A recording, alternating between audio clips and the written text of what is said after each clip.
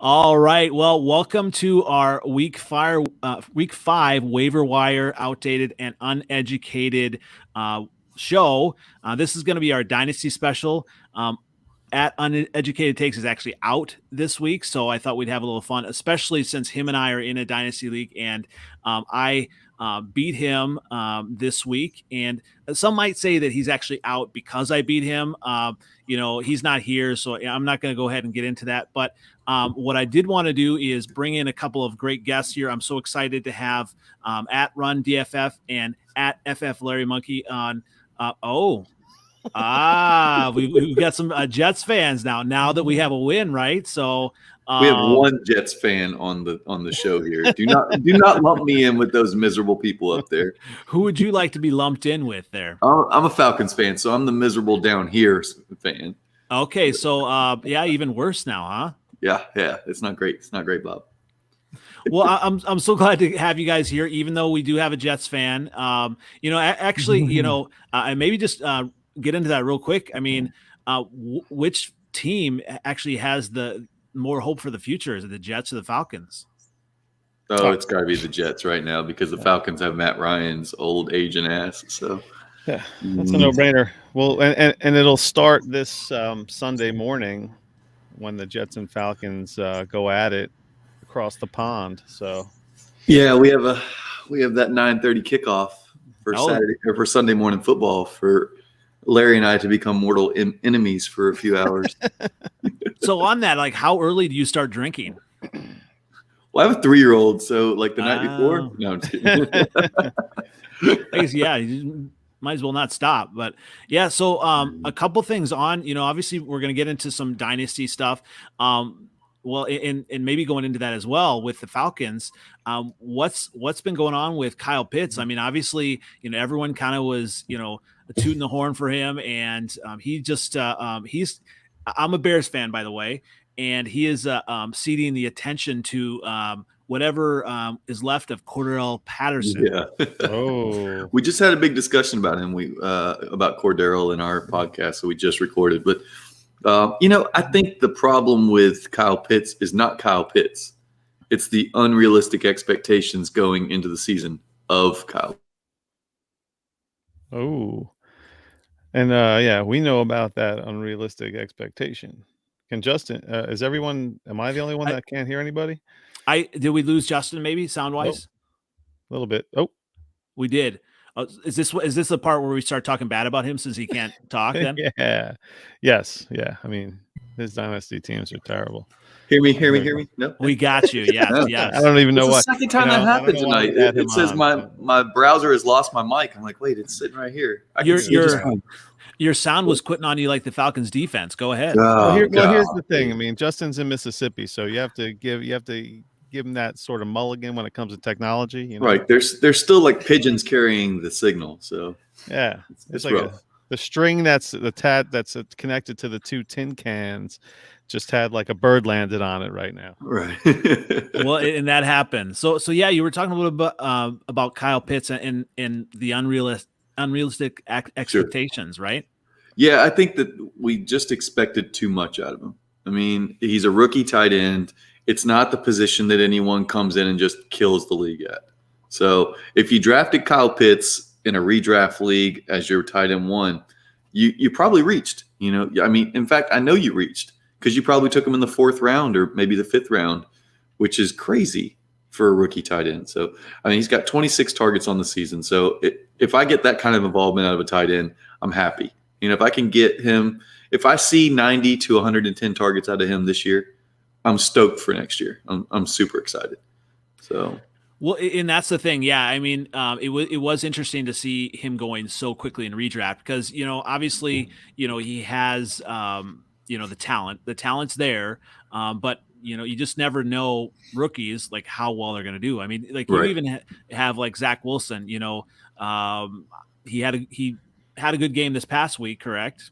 That's correct. Yeah, but that's what you can say about him because he was TRASH before that. Wow. So. All right. Well, hey, we're talking about that hurts Larry's feelings, but he doesn't want to admit it. But Zach Wilson was bad factors. first A lot 2 of weeks. factors that involved. You have a young team, young coaches. Everybody's a rookie on the Jets. They have the youngest team in the NFL. Come on, what do you expect? They got to work the kinks out. We're going to see a lot of what's going to be a roller coaster. I hope everyone took the under on that on the wins prop for this season, because I don't think they're winning more than 5 games. I think they're going to be right around 3 to 4 wins but you never know. They could catch lightning in a bottle, because Zach Wilson has that kind of moxie. If they can design. So we now see what Zach Wilson's good at. He's good at rolling out of the pocket. We knew this when he was in college. Mm-hmm. But they wanted to make him a pocket passer, apparently, for the first couple of weeks of the season. So this, he's getting sacked 5 times a game, putting up 6.6 points a game. Now, okay, wow, this guy knows how to roll out and stuff. Let's organize a game plan around that. Maybe we can complete some more passes and make some more big plays. In my co-host at Uneducated Takes, the first game they played the Panthers, correct? That was week 1? Yeah, week 1. Right. And I remember on this podcast, he was talking about like how he was high on the Jets and all of that. And my question to him was, what does Zach Wilson have around him? Denzel Mims, he's kind of been I don't want to call him a bust yet. Right. Yeah. A ghost. Now he's coming back. So those other players can kind of really make the quarterback, obviously, and it takes some time. So, obviously you saw this past week, maybe they put something together. Is that something that you see kind of Zach Wilson continuing to put together from week to week now? I think this offense is exactly what we've seen is how it's going to roll out. You're going to have weeks where they're just sputtering, and then you're going to have one of those this past Sunday weeks where he's rolling out and dropping a 56-yard dime, and Corey Davis. Yeah, I think that's realistic. Like, looking at that team, if you expect what you saw this past Sunday every week, it's not going to work out for you. Yeah. But what you want to see out of someone like Zach Wilson is flashes, things that make you a little excited for what could be in the future. Yeah, but their offensive line is in shambles and just not playing well. So I'd be buying all the Jets right now if you're in a dynasty league. Yeah, absolutely. Zach Wilson, especially. Andy, how you feeling about Justin Fields after this week? Oh, I've been listening to Chicago radio, and I probably shouldn't. They're probably killing him right now. Yeah. They've got a little bit of room for killing him, but really, Nagy is really taking. Yeah. Sure. He's taken that burden and he's really put that on himself with his comments post game and stuff like that. But looking at the tape, there are a lot of plays that he just looks terrible. But he does have those 3 or 4, 5 or 6 plays where it makes you kind of look at it. And a lot of things, obviously this is my first year in Dynasty, and I was excited to have you guys on because when you look at Dynasty, it's a lot different than redraft, and that's really all I've done. Yep. And so what are some of your strategies? Obviously, you've got the hype about Kyle Pitts, the hype about Zach Wilson. What do you kind of what are some of your strategies kind of going into drafts and just really, and maybe even like if a player like Pitts or Wilson have a bad game, how do you just kind of what is your strategy around that?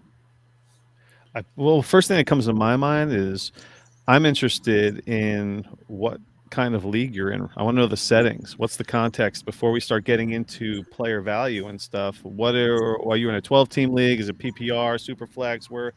Let's get into the meat and potatoes of your league, dude. Let's hear about it. Absolutely. Right, so right Justin? You want to hear about this guy's team? I'm not talking about anything till I know all the deets. Okay. Yeah. Well, so it's a 12 team and it's a super flex league. Good. So nice. I made the mistake in my draft of not getting enough wide receivers. Right. So that's okay. So it's kind of been harder on me now, because I ended up getting Sterling Shepard and he was a good solid player, sure. But obviously he got hurt. And what I did is I went ahead and actually I did this in a lot of my redrafts. I got Michael Thomas kind of waiting on yes. him, and so I'll be good, in a few weeks. But right now I'm thinner on wide receivers, and I'm also thinner on quarterbacks. And that's kind of, I had the number 1 pick, and thankfully I went with Patrick Mahomes. Okay, so you didn't screw that up. That's half your battle. Yes. And I was going back and forth between CMC, and I just, no, you got to go Pat. Right, yeah. Yes, and so at least I did that right, and I do coming off a year where he missed like most of the season. Yeah, you're totally 25 years old. That running back apex age, that kind of thing. Versus stuff you got to start thinking about in a dynasty league. You got to think about player A. I'm an ageist, so I like those young guys, man. If we you both have a are. beard, if you have a facial hair, you're not going to be on my team most likely. So I like that as well. And so one of my we get a little bit of feedback. Is that me? Must be the. You have a dog loose in your apartment there or your house? It might have been the JETS Jets chant. So that's the crowd, baby. The crowd's going wild, baby. Yeah. So I was I like the young players too, and I have to admit I actually have a man crush on Devontae Smith, so I have him in my redraft. But I ended up getting him also in this. Yeah, I went young as well. Obviously. Who else did you get at QB? We were on that real quick. Yep. So my other QB is your guy, Matt Ryan. Okay, yeah, that's rough. So yeah, and obviously thinking, hearing that they were going to have a potent offense, I'm like, okay, I'll get him, and that was my thing, kind of being in that mindset of the redraft. I've always tried to get as many running backs. Right? I was about to say, I can't wait to hear all the stud running backs this guy has right now. Okay, so and I also went young as well there. So dude, I have to cut you off. I'm dying to know how many starters. That's important. How many starting running backs? No, how many total starters do you have? How many in your starting lineup? Is it like a start 10 or a start 9, start 11, perhaps? Like how many starters? He's counting, Larry. He's counting. Okay. 9. How many fucking starters? So 9? It's super flex, and then 8, and then 7 position players. That's a big difference. That's huge. So this is a team. This is a league where you have to focus on studs. This is all about studs all day. Don't even worry about the 20th player on your roster. Doesn't mean anything. So yeah. So here's my lineup here, and then I'll also give you my co-host. I'll give you his as well. So my starting lineup this week was it's Patrick Mahomes, Antonio Gibson, Austin Eckler, Cooper, Amari Cooper, right. Devontae Smith, unfortunately Will Fuller, TJ Hockenson, Kareem Hunt, and Matt Ryan. Nice. Okay. All right. So on my bench, then I've kind of had to mix and match. I have Jacoby Brissett. I picked him up, just obviously the starting quarterback. I do have Alexander Madison, and thankfully I also picked up Chuba Hubbard. Nice. I have Watkins, Williams from Detroit, Thomas, Sterling Shepard,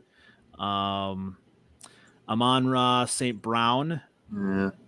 I picked up Austin Hooper, and this is something that hurt me as well. I have Irv Smith at tight end as well. All right, that's okay though. You have him next year. That's fine. So something I did, for my taxi squad, we have a 3-man taxi squad. And so I'm just learning all these different, nuances. I ended up picking up, I believe it's Chris Evans from, and so I kind of looked at that. Yeah. And what I tried to look at for that, obviously it gets deeper in the draft. I tried to look at the talent and opportunity.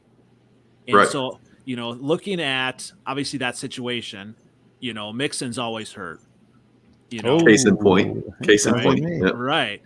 And, kind of reading a little bit of notes on Chris Evans that that he really kind of impressed in the training camp. So that was one that I thought, would kind of be good going forward. And so a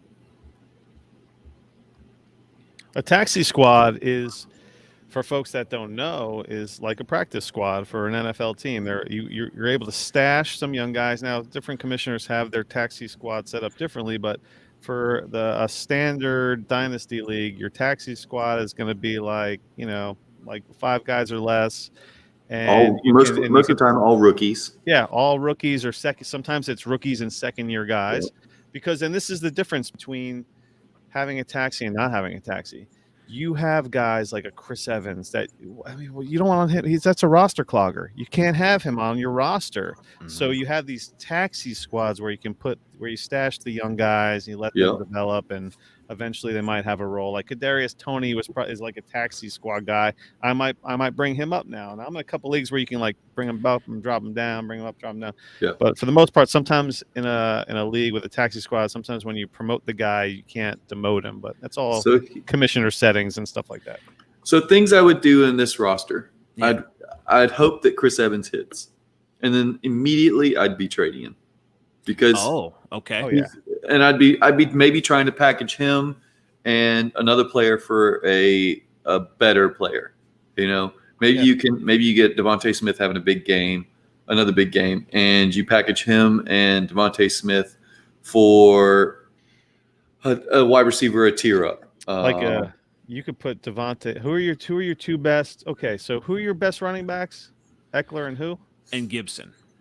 And he's got Kareem Hunt as well. Yeah, I'd be packaging Hunt and somebody and your best wide receiver and just try to upgrade, because in a 9-starter league, with that's a super flex. There's no tight end or defense. I mean, there's no defense and kicker, right? Correct. Yeah. All right. So you just want studs. It's all about the stud, because if you're in a deeper league, like sometimes, so Justin and I are in a couple leagues where it's a start 10 or it's a start at 11. I'm in 2 leagues that are a start 13. So those there aren't enough studs to pack one of those lineups. But in a start 9, which is essentially a start 7, because you have your 2 quarterbacks, you can really, and that sounds like a deep bench. What is it, like 28, 25 man roster? You want to be consolidating assets in a league with a shallow starting lineup like that. Yeah. So, I might be going for like Jonathan Taylor with Kareem Hunt and Chris Evans, or even Kareem Hunt and Devontae Smith. Kareem Hunt and Devontae Smith for Jonathan Taylor, something like that. So this is the question that I wondered. Obviously, the balance of right now, and obviously I have my money on the line. This is my money league, right? Yeah, right. And so, with the money league, but then also planning for the future. That's the hard part of Dynasty, is trying to do both. Where you want to get the youth, but you also want to win. Mm-hmm. See, and the reason, obviously, I really liked Devontae Smith is, there didn't really seem to be anything kind of else on the Eagles, right? Jalen Reagor. But I like how he, gets open. And obviously we've seen that he's been a solid player. So at what point, obviously, do you just kind of throw out those trades just to win now, or, how do you kind of do that? That's.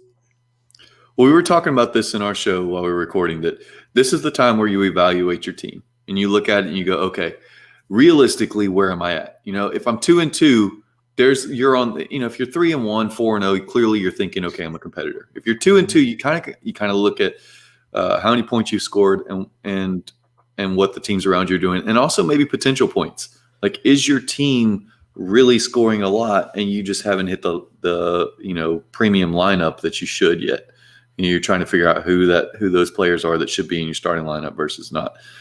Early in the season, there's a lot more variance than later, when you kind of know, oh yeah, that's my guy, he needs to be in there. Right. Cordell Patterson was racking up a bunch of potential points for people, even though he wasn't in lineups for a couple weeks. Now everyone's throwing him in there. But if you're in second or third place, but you're like the eighth lowest scoring team, that means that all your guys are sells. Sell all your. That's when you. Well, I don't know about that, because if you're already in that spot, I think maybe you can make a move to get a win now piece and use your first. You're right. Yeah. Use your first, thinking, okay.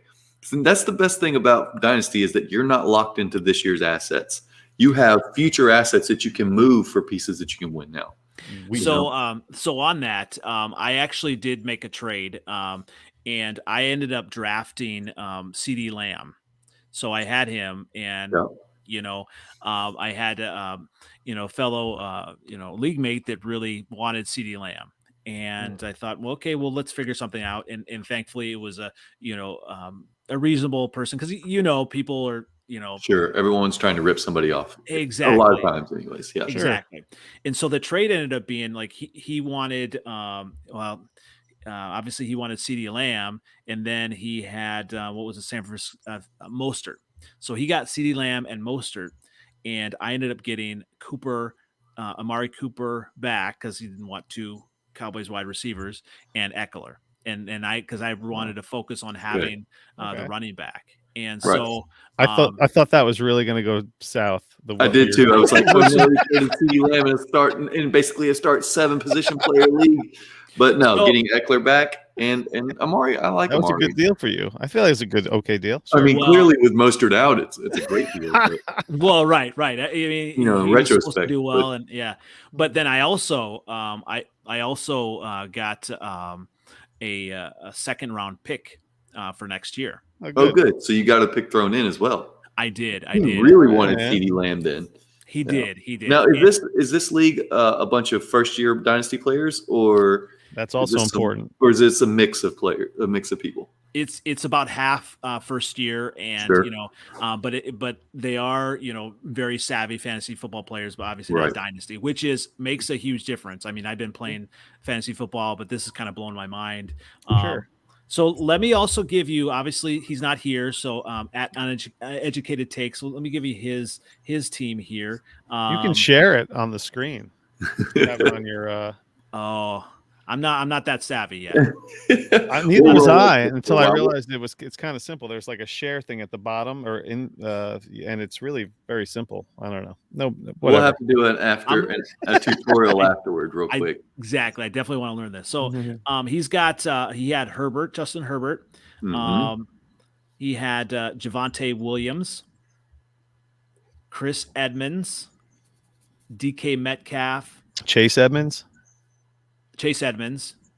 DK Metcalf, Cole Beasley, Tyler Boyd, your guy Kyle Pitts, and Corey Davis and Ben Roethlisberger. Okay. So he went with the young QB and the old QB too. Correct. And he also has on his bench, he has Tua. He has Trey Lance. Oh, okay. Yeah, now we're talking. And the one thing, obviously, nice. He also has Kenneth Gainwell on his bench. So I'm kind of he's got Hunter Renfrow on his bench. I'm kind of start 9. Renfro's nothing. So he's got all the flavors of the month. He should be flipping. He should be doing some flipping right now. So what trade should he be making with those? He should be packaging Renfrow with something to get better.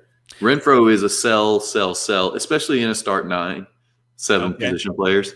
I mean, he should absolutely be selling Renfrow, because I don't think that Renfrow is going to be wide receiver 21 when the season's over. Okay.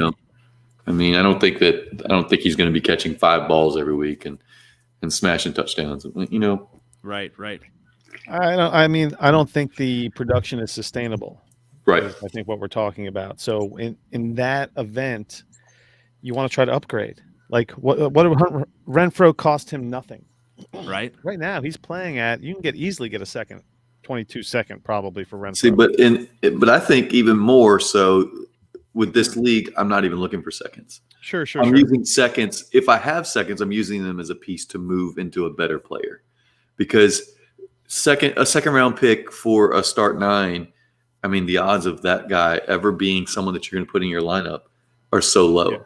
Yeah. Like that second that you got in yours. Yeah, I'd be thinking about how I could use that in a trade to move up. Whether it's like Austin Eckler in a second for Najee Harris. If the Najee Harris owner is a first year dynasty guy, I might send that offer. Okay. Eckler just went off. Eckler's been blowing up too. So yeah. So even in dynasty and redraft, it's kind of make sure sell at the high point, obviously, and buy low. Right. Yeah. And so you're not even really buying low with Najee Harris, but you would get a lot younger. And I say a lot younger. He's only 3 years younger, but you get the contract youth as well. And he's still the focus of the offense. Obviously. He's been great. He's been a top 10 running back 3 weeks in a row now. in PPR. And how many high ankle sprains, I mean, is Eckler going to have? Right, Yeah.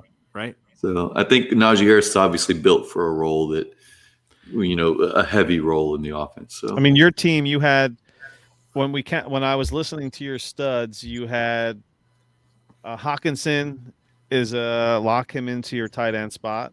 right. Your Mahomes is clearly locked in there. Your receivers can all be traded. Okay. You're running Yeah, back. none of those guys are like, okay, this is a must start. I got to keep this guy You stud. don't have like a DK Metcalf or an AJ Brown or one of the big shots. And So, like yeah. Adams or Hill or Hopkins or whatever. Right. Like even though so AJ Brown's been hurt, who are some of the other Go after AJ Brown. Yeah. Honestly. If you can, what's your record right now? So I am 3-1. My counterpart is actually 1-3. So yeah. Wow. His team is. I like his team more than yours. I do, and I actually, he's got a lot of points on the bench, but I scored 168 points. He scored 127. So. Well, you had Patrick Mahomes and Matt Ryan go ballistic this week, so that's true. That is true. And Eckler. Yep. You had some really big guys this week for sure. I did. Mm-hmm. Which is always nice when you're playing somebody that you really want to beat. Right. Exactly. Prime you just kind of rub it in. Yes. Yeah, like that. Sorry, uneducated. Prime opportunity to upgrade your team though. Right now, especially first year Dynasty League. I'd try to get a little younger if I was you, because you've got a bunch of pieces. Like Kareem Hunt is obviously an older piece. Eckler is old, and that's quotations. Like, right. It's all relative to NFL old. You got Sterling Shepard and Michael Thomas. They're both kind of older guys. Sterling Shepard is always banged up, and he's one of my favorite when he's healthy starts. Absolutely. Which Larry hates me for because I try to package Thomas if he comes on bursts on the scene. I don't know. Would you try to flip him, Justin? Yeah, sure I would. Sure. But maybe, man, if the AJ Brown owner is disgruntled right now, and you're 3-1, and you could go a couple weeks without. You might try to go Amari Cooper and something for AJ Brown if they need a player, that kind of thing. I'm sorry. So, go ahead. So Justin, the DDCL trade that we talked about with Fishing for a Win. Yeah.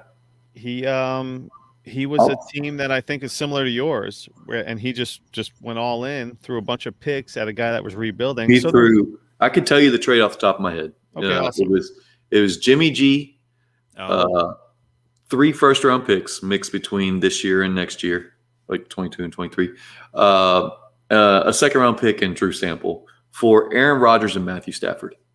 So wow. And his only quarterback at the time was Jimmy G. So now he's got Aaron Rodgers and Matthew Stafford to start on a team that's 4-0 and has already scored a bunch of points. Right, and he's got a nice starting lineup. Right, and he didn't give up any position players that he was using in his lineup, which is a key. But that's kind of the point is when you can acquire assets and you can gain profit, you can later use that to move. Like he didn't get those 3 firsts by accident. He was like, okay, let me get these 3 firsts, and then you're not locked into using those first round picks. I just did a rebuild in a league that Larry and I are in. I acquired like 9 or 10 first round picks over 2 years. I think I literally picked 3 of them. I was constantly trading. Yeah. So what is your strategy between trading those picks? Because obviously my trade partner traded that second round pick and I not really knowing what's the value going to be. What is your strategy on packaging those picks and even receiving those picks? Well, one thing that people think is maybe people overrate picks. And this is what I mean by that. If you make the pick, your hit rate is only in the first couple picks, it's like 70, 80%. But then when you get later in the first round, it's down to like 50%. When you get into the second round, it's down into 20%. Yeah. The hit rate on first, second, third round picks. It drops tremendously, but even later rounders or second round is less than 50-50. Right. So you generally don't even want to, if you can get a player for those picks. Now, if you see, obviously, like, if you're like the 105, 106, and you see Najee Harris out there or Jamar Chase, like those guys. the super studs, that's one thing. But when you get into, especially in like 2021 and now 2022 coming up, it's not the greatest prospect year. When you were getting into the late first and it was Devontae Smith and, Trey Sermon and Rashod Bateman, Jalen Waddle, you don't know if these guys are. There's the opportunity there to make a move where someone's got what we call rookie fever, and they got to have a pick. They got to have something to play with. There are two kinds of dynasty GMs. There's the guys that value picks, and then there's the folks that don't value picks. Yeah. And we play with guys that have no picks because they've traded them away because they can get starters without losing anybody. And that's value to them. That's valuable to them. They're just picking up starters. They're picking up depth. And that's just a strategy, and then there's the guy like me. I'm a picks guy, Yeah. I'm a running backs guy and I'm a picks guy. Everybody knows that. So I like getting picks. Yeah. Larry, by the end of the season, he may have started with only a couple. By the end of the season, especially if it's a team that's not competing, he's going to have like 7 or 8 rookie picks in each draft. Oh, I love him. I love the picks, man. I love rolling the dice, and to digress to the beginning of this whole conversation. Yeah. There's 2 dynasty strategies. There's the rebuilds and there's 2 dynasty. Help me out here, Justin. You're either rebuilding or you're competing. You either want to be at the top or the bottom. Don't be in the middle. No middle. Don't be that you're team that finished 6 and 7 or this year 6 and 8 or 7 and 7 because if you're doing that, you're not improving your team. If you're competing, awesome. If you're not, be the worst team you can be. Honestly, like if you look at this, and we were talking about this, we kind of hinted at it earlier in the show here, but we were talking about it on ours. Now's the time where you have to evaluate and figure out, and if it's time, go all in. Sell those guys like Cordell Patterson, anybody else that's getting points because you want your first to be higher. And higher, I mean like closer to the top. Right. So is it hard to kind of, obviously you've gone through rebuilds. Is it hard to just kind of, be honest and just kind of tear everything down or do you like that part of it? Oh, I love it. I did 3 rebuilds last year, and one of them I'm 4-0, one of them I'm 5-2 with some doubleheaders, and one of them I'm 3-3 with some doubleheaders with a good bit of points. It makes it fun when you come back from being a dead team to being a top team. Yeah, right. Your team doesn't suck. You're in rebuild. So you're building. I mean, you're a GM. You're a dynasty GM is what you're doing. You're wheeling and dealing. You're making moves. You're collecting picks. You're making draft picks. You're looking at, okay, maybe 2023 maybe is my year. I'll sit on this team for that long and wheel and deal and just be like, just hide like a snake in the grass. And then boom, next thing you got this competitor, Yeah, like this team that Larry and I like to talk about a lot on our show. I was the high scorer each of the first 3 weeks, and I was one of the high scorers this past week, not the high scorer, but I'm leading the league. This was a dumpster fire for 2 years. I got the 101 and the 103 in consecutive years. It was terrible. Yeah. It was terrible. But I rebuilt it around Patrick Mahomes and Kyler Murray, and I did that by trading the 101 twice in the same offseason. I traded it, acquired it back, and then traded it again with more to get to Kyler and Patrick Mahomes. But I've got no shame in moving picks. I was not locked into, and this was when Joe Burrow was coming out. This is also an aggressive. It is. It's a very aggressive trading league. Yeah. So everybody's looking to make it's funny when you look at the rookie draft and it all says pick traded from, pick traded from, pick traded from. It's amazing. So. But the only way you can make that happen is by sending out a bunch of offers anyway. Mm-hmm. And if you're sending out offers, that kind of gets other people to get active as well.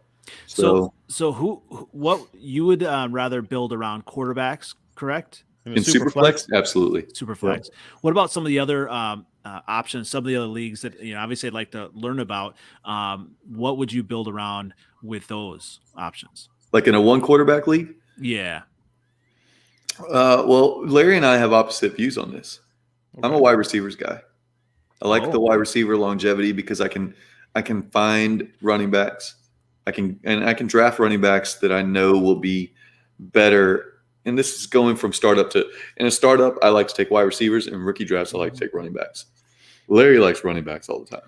I like running backs all the time because you can get 2 wide receivers for 1 running back. Also, one of the deepest positions in fantasy football is the wide receiver position. That's true. That's true. And you want the running backs, you want the depth at running back because they often get injured as well. So there's a lot of pluses for, I love wide receivers, and I'd love to have a stud wide receiver. There's a lot of leagues where I don't have a stud wide receiver because I loaded up on running back. I got my stud quarterback, and it all depends how the draft goes. That's a whole nother story, is navigating the draft in a dynasty league and a dynasty startup. There are things you have to consider, a lot of different decisions you have to make, and, directions you have to, figure out. Do you want to compete now? Or are you going to punt the first year? Yeah, is it competitive, youth, young and competitive, or, you just going for it all together?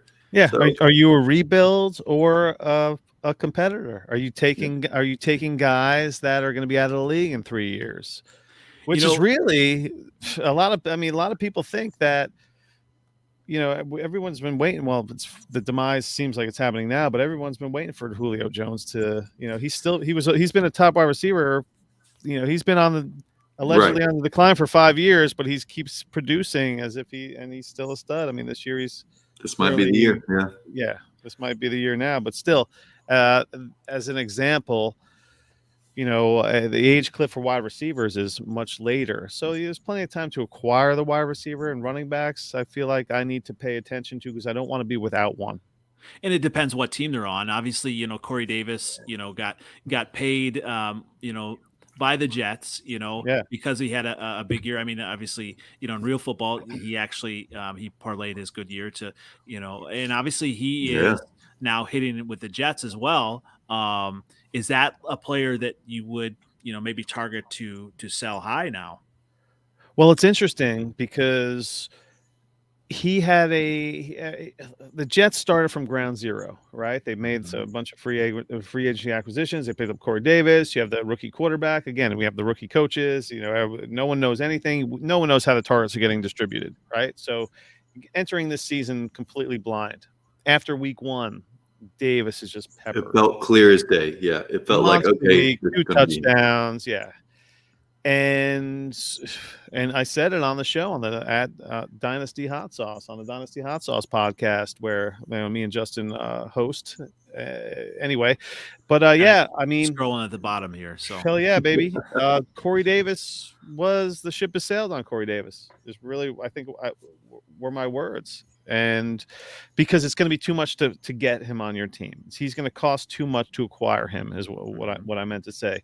So, and then boom, 2 duds. So now his value comes down. So now Corey Davis is a buy, because everyone's tired. Right. That's how fickle the dynasty or fantasy football community is when it comes to player value, based on from 1 week to the next. Yeah, as much as we want to think in the dynasty community, and that's what Larry and I are mostly focused. We both play some redraft, but primarily dynasty focus. As much as we want to think, oh yeah, we're looking at the long term, it never fails that all of us, it doesn't matter who it is, are going to look at this guy and go, oh, he was terrible for 2 weeks. And so you want to dump him, and then of course he has a monster game. So guys. We talk about it in all fantasy drafts, right? You want to get your guy. Go get your guy. But you want to capitalize on those dips, capitalize on the dips.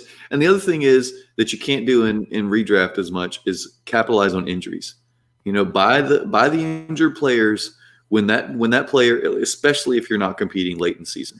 And I don't know if your league has a trade deadline, but if it does, then focus on making sure that you're sending out offers depending on your team situation around that time. If it doesn't, and you can go through the playoffs, whatever, then it's, you can evaluate where you're at. And if you want to buy a piece, and if you want to sell someone late in the season that maybe isn't contributing right now, or if you're not in that position, if your team kind of hits a wall and you're out of the playoffs and you're looking to sell something, you can sell that late waiver wire guy that we would consider in a redraft, the waiver wire guy. Damian Williams gets an opportunity. Sell him for someone that's hurt and can't play. Justin just sold. Run DFF just sold Damian Williams, or he just acquired Damian Williams. Okay. For a second round pick. Was it? I gave up my late second. I gave up my second and got Damian Williams in a third. Right. So that kind of move. I had Montgomery and Miles Sanders. Justin needed that. I need a running back. So in a team I'm 3-1 and competitive in. I want to hang on. Absolutely. Yeah, I got to get that spot. So I get my guys back. One player, and it's interesting you brought that up. Like if a player gets injured, one player that I had kind of looked at, and I have a trade out there for is DJ Chark. Obviously he got injured, and I thought, he's been a solid player. He's been a number 1 wide receiver. I'm not quite sure what he's on right now with the Jaguars, and whatever's happening with the coaching situation. But would that be a player? If he's injured, to kind of go ahead and try to go after him, for future years? Is it even worth it? Yeah. Well, it's a contract year for him. So there's a good chance he's somewhere else next year. Okay. And that's another thing to look at is when you're looking at players, especially in Dynasty, contract guys, and, even if they're moving teams, it's like a psychological boost. A player moves and, that player automatically gains value. Right. Kenny Golladay goes from the Lions to the Giants. It's like, he's going to be better. Wait. And granted, Daniel Jones has been pretty good this year, but it was a clear downgrade from Matthew Stafford to Daniel Jones in terms of what you should expect. But automatically, people are thinking, new situation, give Kenny Golladay a bump.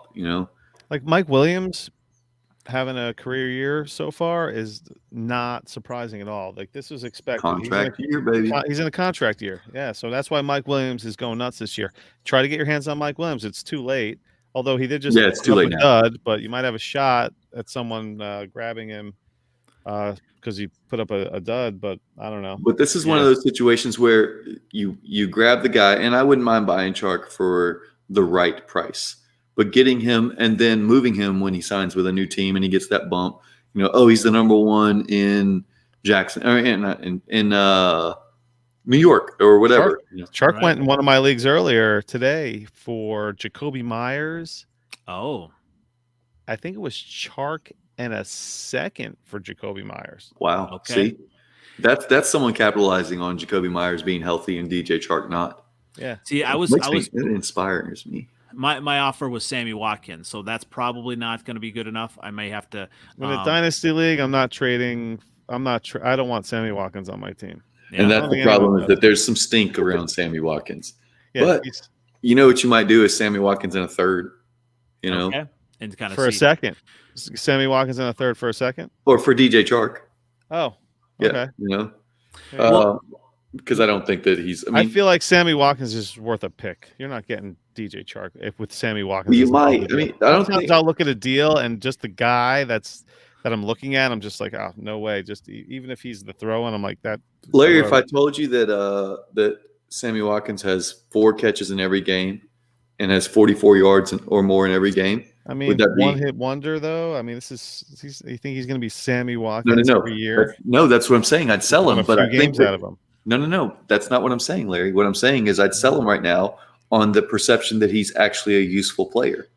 You might not. You wouldn't sell DJ Chark who's in your league, exactly. You wouldn't sell DJ Chark. All your league mates are. But someone might sell DJ Chark for Sammy Watkins, and if you got to throw in a third, that's what we call a throw. It is a throw in. Yeah. That third rounder or that bit player that's never going to see your DFF he's a throwing a third guy.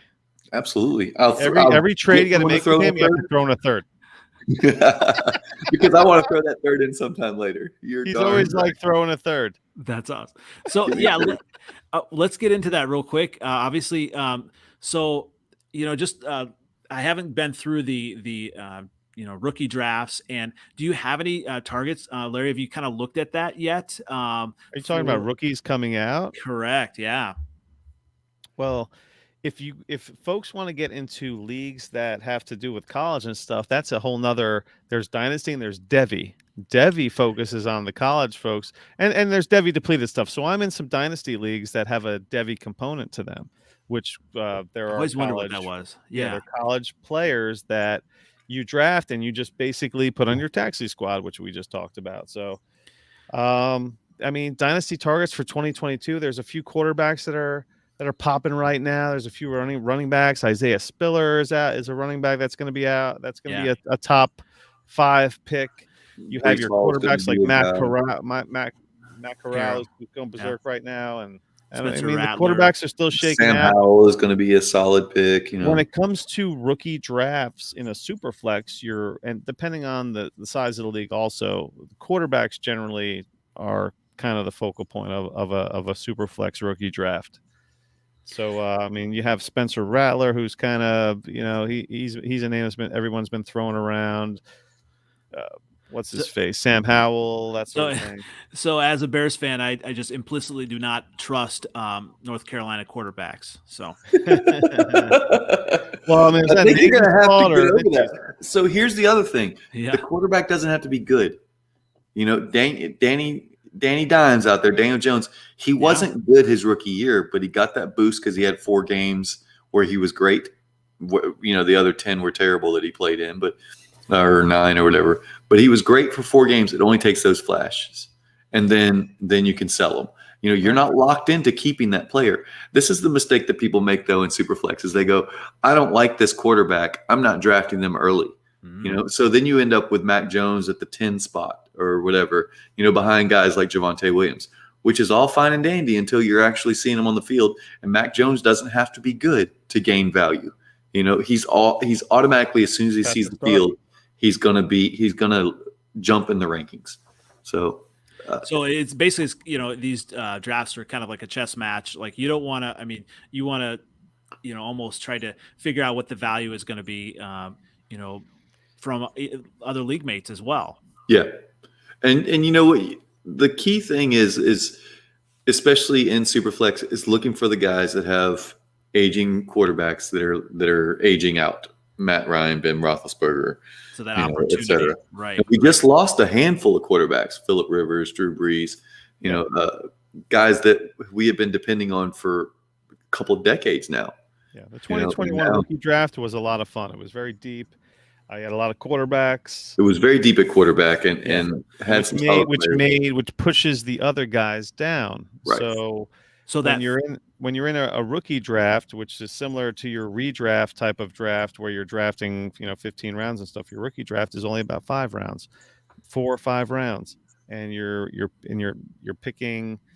It's not a snake draft. It's just like linear. I don't know. That's right. The worst team gets the first pick every round. Right. It's just more like the NFL. It's merit based. Yeah. Okay. Right. So you're taking rookies and you're picking rookies and you're really going by whether you might be into college football. So you might have an inside edge there, but most of the time you're going on all the analysts that talk about these guys. And there's a ton of them out there. They're all over Twitter. They're all over everywhere. Yeah. And so, Justin, you were talking about how you would trade the throw and pick the third. What is the value in this draft? Like, is that going to be a running back? Is that going to be like a tight end or a project or what, is going to be there in the third round? I'll tell you, Kenny Gainwell was drafted in the third round. Kenny Gainwell. Yeah. The issue with third rounders is that they're kind of a crapshoot. You're looking at guys, and this is where it comes down to looking for opportunity. That's all you can really hope for out of a third round rookie draft pick, because most likely those are day 3 NFL draft picks, round 4, 5, 6, 7 picks. And so they don't have the draft capital that really ensures they're going to get opportunity on the field. When someone takes, a Jonathan Taylor in the early second or a Najee Harris in the first, they're obviously going to see the field. Kadarius Toney was taken in the first round, and he was faded by a lot of people. He ended up being a mid to late second rounder in rookie drafts, but we all knew he was going to end up seeing the field, whether it was later this season or next season. So it made it kind of a value to get him in the second round. When you get into the third round, you're just kind of hoping for opportunities. So for me, I want to target running backs because injuries happen. Running backs get on the field. Elijah Mitchell had some value this year. He was a third rounder, or even a late, even into the fourth round. Now you're going to find these guys that are going to get opportunity. The first time they do anything, I'm selling them. Right. Unless I see a clear role for weeks in advance. But if I see where they get a 3-game, okay, well, somebody's on the short-term IR. And I say short-term IR, the IR that we expect them to be back in 3 weeks. You want to know just like a random sample of a third round in a 12-team dynasty league that just occurred. I'll just bring up the Fantasy Timeline Listener League. This is a podcast with our good buddies at Fantasy TL and Super Duper Flex. Well, don't forget Drew. He's on there now. Oh, yeah. And Dr. Pra. Anyway, first round of their draft, we got in their listener league because they're buddies of ours. And 301, Dame Brown, Kyle Trask, Kellen Mond, Davis Mills. So right. So there you got Davis Mills right there. That's somebody that if you drafted and knowing what the Texans situation was, that was kind of one of those you could target. Because if he got the opportunity, and maybe you sold him before he even started for a second in 2022, that kind of thing. Yeah, so you've already made a profit if you have moved Mills for a second-round pick. And there's if you get into the dynasty community on Twitter, and there's the Superflex dude who's a DLF guy, Dynasty League football website and stuff. Yeah. He says that every starting quarterback is worth a first. So, which may not be true given that Davis Mills is starting. Yes. But the premise is that every starting quarterback has value. Absolutely. Go ahead with the rest of that round, Larry. So the 3-5, Nico Collins. There was a lot of hype around him. And no substance. Yeah. Well, he got injured, so he's on IR right now. So anyway, the 3-6, Khalil Herbert. 3-7, Javion Hawkins. 3-8, Frank Darby. 3-9, Josh Palmer. 3-10, Hunter Long, Miami tight end. 3-11, drafted by me, Kenny Gainwell. 3-12, Dwayne Eskridge. Yeah. So look at in all of that, there's basically one asset that you'd want right now. That's Kenneth Gainwell. Right. Other than that, it's all just a bunch of taxi squad at best guys. Right. So that's the point in the third round is a throw-in. Okay. Because there's just no guarantee that you're going to get much out of the third rounder. Whereas if I can use that to move to incentivize a deal, and the same way, if I can get that, if I can squeeze a third out of somebody, I will, because thirds are throw-ins. And if he needs to throw in a 3 to close a deal, he's got one because he got one on his last deal. Right. So between the two of you, like if you see a throw in, you just kind of laugh, or like would that entice you to kind of do that, or is it really that much of a obviously for those who are experienced, they kind of know that maybe there's not as much value in the third round, or how would you kind of entice someone with that third rounder? I mean, do you even send like a message to say, hey, or do you just kind of throw it out there? Well, that's another interesting aspect of the whole dynasty thing. There are some leagues where sometimes you have most of the time you have some sort of chat group that you're a part of, so that there's always that line of communication. But a lot of leagues, some leagues, there are kind of like dead. There's not much going on, so you might have to reach out to the guy, and hopefully he's on the app that you guys are using, or he's got his notifications turned on. I'm in my home league. I have a home dynasty league that I started myself, and it's challenging because they're just, these guys are redraft guys, and they're not on Group Me a lot, they're like not, they're not as like we use Group Me chat. It's like it's one of my, if you want to call it, I use that more than anything, pretty much. Right. But even the chats aren't as effective as sometimes what'll happen is you'll send an offer and they'll say, you'll send, this player A and player B for player C and D. And they'll come back and say, give me player A, B, and a second. And you come back and say, and you give player A, B, and that third, because you don't care about the third. The second can be something. The third, just, okay, well, we compromised. And that compromise feels good to people. They're like, okay, and they accept the deal. Well, that I'd say that's actually why I really, really liked CeeDee Lamb, and obviously that's why I drafted him. And I got sweetened. The deal was sweetened with that second, and not having been through a rookie draft, not having been through that, I thought, yeah, that's kind of neat. And then after it went through, he said, well, it's maybe not really all that valuable, but he was happy, I was happy. But yeah, at least that extra pick did kind of, I don't know, was mentally to think like, hey, I think that second can be more valuable to you than you think if you are willing to package and make moves. And that's the key in Dynasty, is never sit on your hands. Always be looking, always I'll send out 3 or 4 offers a day across, and I'm only in 10 leagues. And I say only, there's guys out there that are in 40 or 50 Dynasty leagues. Wow. Larry and I neither of us are what's called portfolio players. Right. Where, we like our guys and we want our guys, and it's fun that way. Some people will literally play it like it's an investment portfolio with diversifying assets and whatnot. Yeah. I don't necessarily do that. I was just telling Larry I have like 6 shares across my 10 leagues of Trevor Lawrence. I just don't. That would never happen with those guys that have 40 leagues. They're like, nope, max of 7 or 8 shares, and I want no more. Right. Yeah. When I mentioned that DJ Chark trade earlier, that was Scott Connor, and he was just like, I need to move DJ Chark. Like, who wants him, basically? Right. And that's what he shares him. He wants to unload. And Scott Connor will do that, and his is a great podcast to listen to, Dynasty and Chill. But he'll do that, and then in another league he'll go and buy DJ Chark in a league where he's not competitive, that kind of thing. Scott also writes for DLF, and another aspect of this whole trading thing, everyone is trying to figure out what player value is. What are these guys talking about? Player value is how much a player is really worth compared to another player, and that's the toughest part in trying to evaluate a trade. Well, are you giving too much? Are you giving too little? Not too many people understand that, which is a deterrent. But there are a lot of websites out there that have these trade calculators. Now, it's not the rule of law, these trade calculators, but it gives you kind of a ballpark of where you stand, that you're not overpaying or underpaying for a player. And there's a lot of different websites that have these various trade calculators. Dynasty League Football has the site that we just referenced earlier.